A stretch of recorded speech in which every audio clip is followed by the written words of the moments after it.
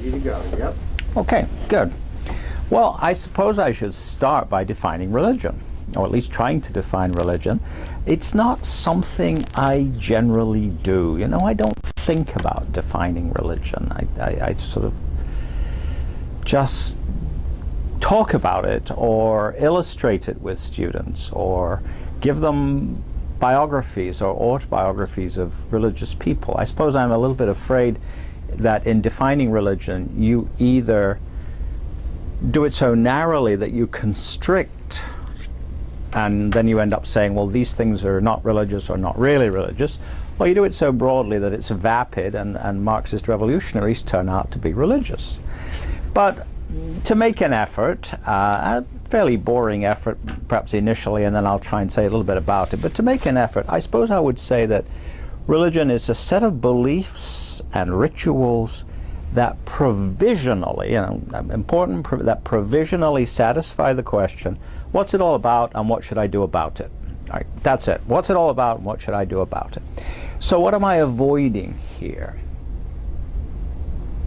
I'm obviously avoiding using the word God, because once you step outside Western religions, the word God becomes a problem, or at least it may not become a problem, may just not be there at all. Or it may be that you replace God with gods, but the notion of, one supreme being is not a particularly valuable understanding outside Western religions.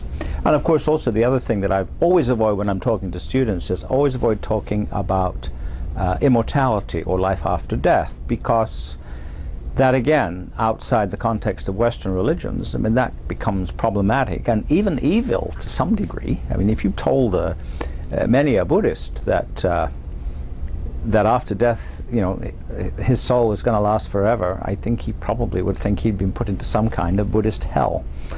So, not God. No God in the definition anyway.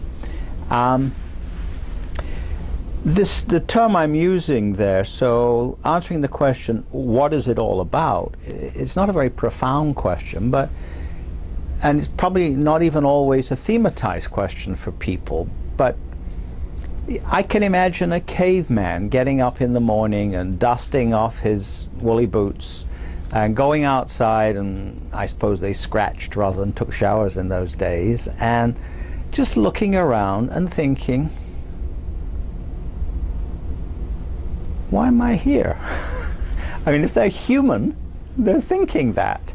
And if they develop any sense of an answer, individually or probably better collectively, then I think you have something that I will classify as sort of religious.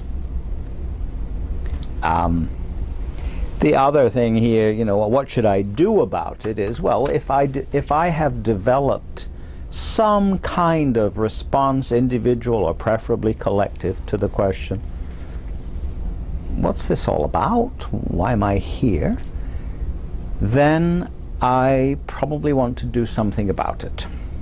I don't just want to be endlessly getting up in the morning and shaking the dust off and asking the same question. There's probably some answers somewhere, or some clues somewhere, and there's probably growing out of that a sense that how I behave, how my community acts, what we do together to recognize these answers, or to respond to these answers, or respond to these clues, is somehow helpful.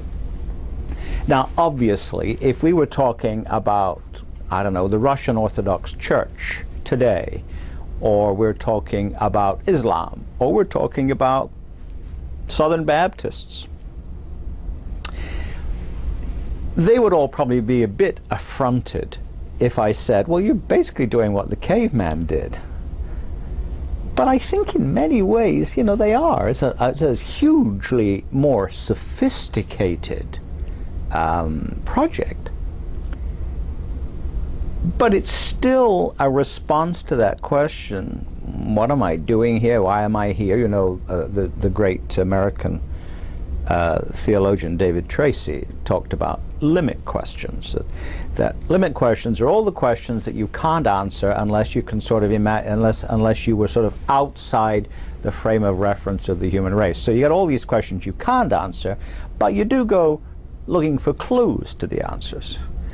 So the caveman's doing that in his or her caveman or her cavewoman sort of way, and the Russian Orthodox priest is doing it in his or her way. But in each case, it's a set of beliefs. There's a sort of communal commitment to this set of beliefs, and there's a set of actions, rituals, which somehow or other both respond to and express these beliefs.